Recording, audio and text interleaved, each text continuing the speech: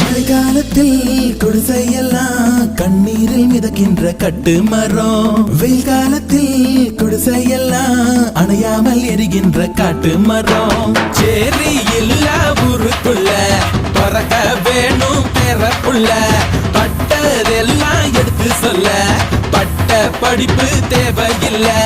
தீபந்தம் எடுத்து தீண்டாமை கொளுத்து, இதுதான் என் கருத்து. அடியும் அதையும் கலந்து வச்சு விடிய விடிய விழுந்து வச்சா போக்கிரி பொங்கல், போக்கிரி பொங்கல்.